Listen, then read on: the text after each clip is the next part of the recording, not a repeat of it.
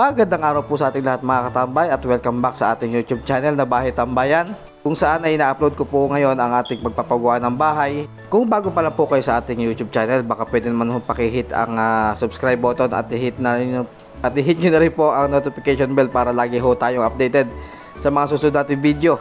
So ngayon ho ay ito na lamang ho ang natitira para sa ating pagpapalitada dito sa ating first floor. Kasama ho yan sa ating kontrata dahil sako pa po yan ng first floor itong unang palapag po ng ating hagdanan. Bali ito nga pala ang ating pinaka-foreman, si Kuya Eddie. Siya po yung kinausap natin para sa kontrata nitong buong pagpapalitada at pag-aasintada dito sa ating second floor. Bali ang kulang na lang ho sa ginagawa nila ay ito hong pagpatong ng mga hollow blocks sa ibabaw ho ng biga dito sa ating second floor. Pagka nangyari ho ito, sisimulan na rin ho natin ang pag-roofing para sa ating bahay. Bali naka-order na ho sila misis ng materyales para sa ating bubong, kasama ho yung gagawa. Bali hihintay na lang po natin i-deliver yung mga gamit at para makapagsimula na rin ho sila.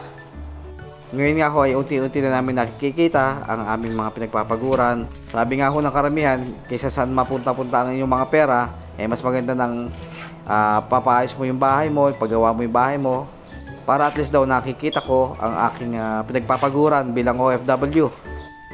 Pero sigurado rin ho ako na ang aking mga kapwa OFW ay isa rin ho ito sa pangarap, kaya ako nag-abroad makapagpatayo po ng isang maayos na bahay. Sa mga kapwa ko OFW dyan, saludo rin ho ako sa inyo.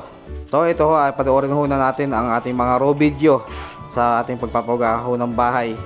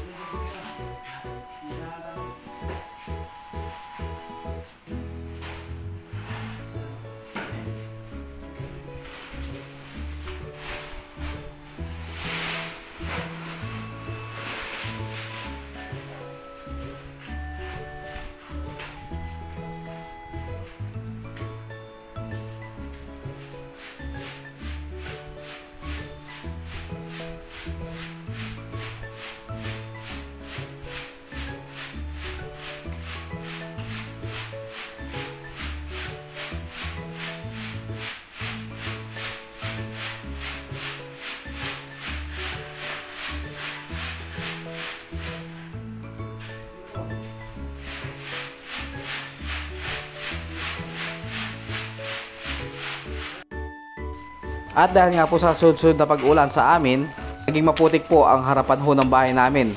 Itong mga lupa ho na to galing ho ito sa mga hinukay dito sa aming pinagagawang bahay. At nilagay ho namin dito sa harapan kasi gagawin ho rin namin itong pinakagarahe ho namin. Sa ngayon ho gagawin ho natin itong open area. Pero ang problema lang ho dahil nga ho tag-ulan nagpuputik ho rito sa amin.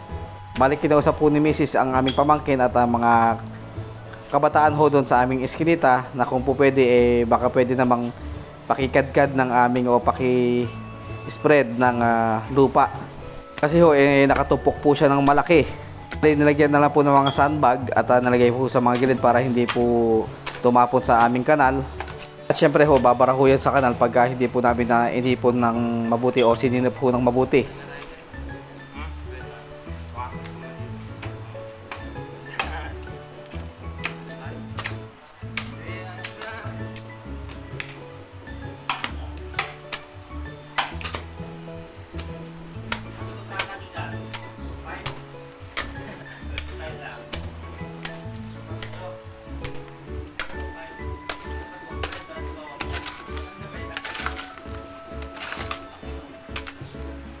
O, sen, yung bakal. Hindi, lalagyan ng panagsalandrahan yan eh. O, saan yung nilagay? Binato mo doon. Mamaya matatampunan din yun.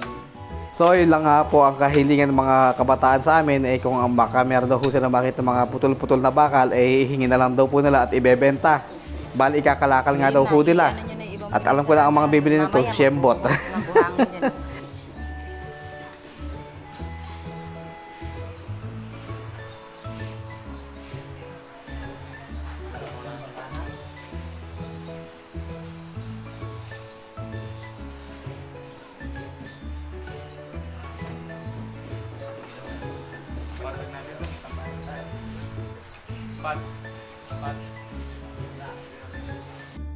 Bali ito ho ang update ng ating pinagagawang bahay. Bali nayari na ho na lang napalitadahan ang buong first floor.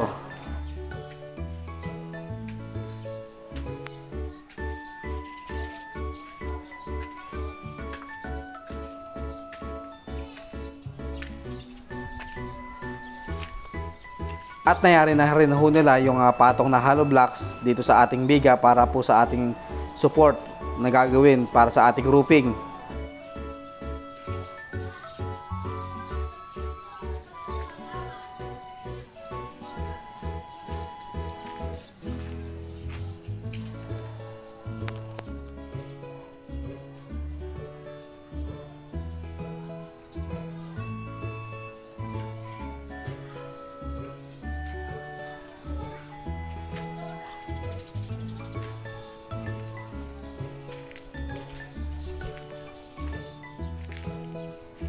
Bali sa susunod nating video papakita na ho natin na yung pagka-deliver na po ang materyales at pagka magsisimula na rin ho sila para sa ating bubong. Kaya't konting-konti na lamang ho ay malapit nang mayari ang ating bahay. Pero hanggang dito na lamang ho siguro muna ang ating papaayos na bahay at kulang pa ho tayo ng budget. Yung palitada ho at mga pintura at mga kisame sa mga susunod na lamang ho yun kapag nakaipon na ho tayo ng pera. Kung may mga katanungan ho kayo tungkol sa ating pinagagawang bahay ay feel free to comment po sa ating comment section at sasagutin ho natin yan sa abot ng ating mga kaya.